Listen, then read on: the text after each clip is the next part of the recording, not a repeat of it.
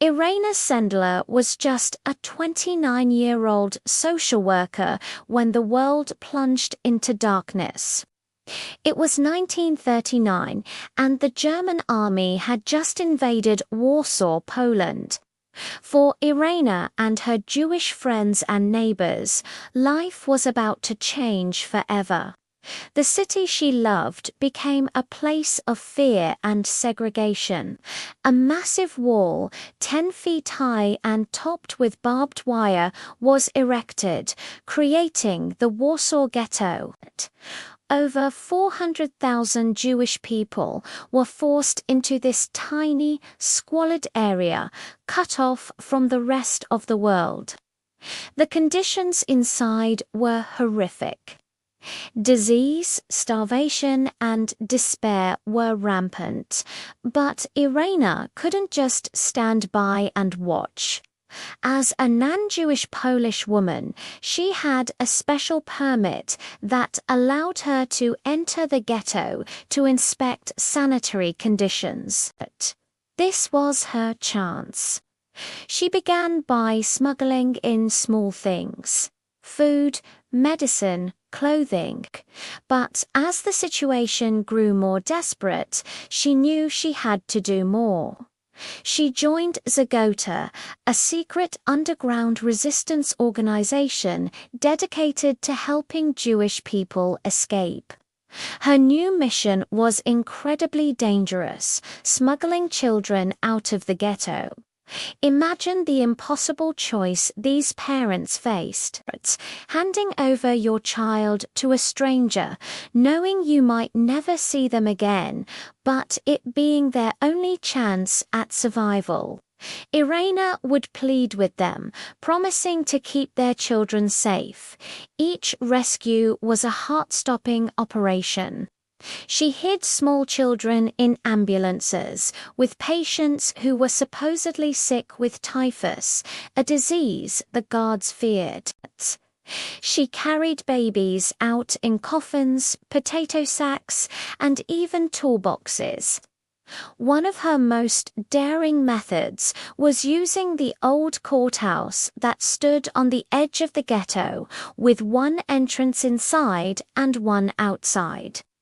Children would be led through its cellars to freedom. To protect the children's true identities, Irena created a meticulous record. She wrote down each child's original name and their new, adopted Polish name on thin strips of cigarette paper. She knew that one day, when the war was over, she had to reunite these children with any surviving family members. This was a promise she made to their parents. She stored these precious lists inside 2 glass jars and buried them under an apple tree in a friend's garden, a secret hope for a future that seemed so far away. But one night, in October 1943, her luck ran out. She was at home, bandaging a friend's leg, when the doors burst open. It was the Gestapo, the secret police.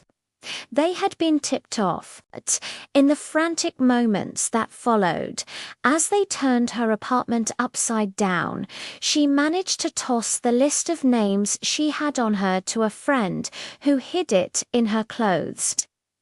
Irena was arrested and taken to the notorious Powiat prison. There, she was interrogated and tortured relentlessly. They wanted the names of her network and the children she had saved. But despite the unimaginable pain, she refused to betray them. Her feet and legs were broken, but her spirit was not. Irena Sendler never said a word. Sentenced to death, her fate seemed sealed. But the Zagata resistance hadn't forgotten her. On the day of her scheduled execution, they bribed a guard who, on the way to the execution site, let her escape into the woods. Officially, she was listed as executed. Posters with her name appeared all over Warsaw. For the rest of the war, Irena lived in hiding, but she never stopped her work. She continued to help, guided by a simple principle she learned from her father. If you see someone drowning, you must jump in to save them. In total, Irena Sendler and her network rescued about 2,500 children from the Warsaw Ghetto. Her story of incredible courage was largely unknown for decades, but her legacy lives on in the thousands of lives she saved and the generations that followed. Thank you for watching. If you found this story as inspiring as we did, please like and subscribe for more tales of hidden heroes.